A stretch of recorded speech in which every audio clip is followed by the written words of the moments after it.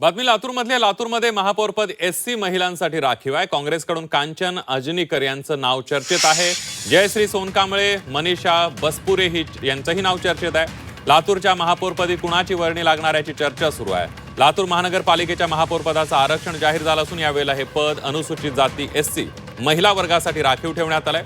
याच पार्श्वभूमीवर शहराच्या राजकारणात मोठ्या घडामोडींना वेग आलाय।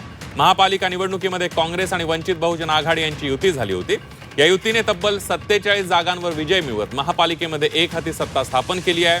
आरक्षण जाहीर होताच महापौर पदासाठी काँग्रेसकडून कांचन अजनीकर, जयश्री सोनकांबळे आणि मनीषा बसपुरे यांची नावं पुढे आलेली आहेत। दुसरीकडे या निवडणुकीमध्ये लातूरमध्ये भाजप आणि राष्ट्रवादी काँग्रेस पक्षालाही वाटा मिळण्याची शक्यता आपण बघतोय। भाजप आणि राष्ट्रवादी काँग्रेस अजित पवार यांना मोठा पराभव सहन करावा लागलेला आहे। आरक्षण स्पष्ट झाल्यानंतर आता सत्ताधारी युतीतून महापौर पदासाठी कुणाच्या नावावर शिक्कामोर्तब होतं याकडे संपूर्ण लातूरचं लक्ष लागलेलं आहे।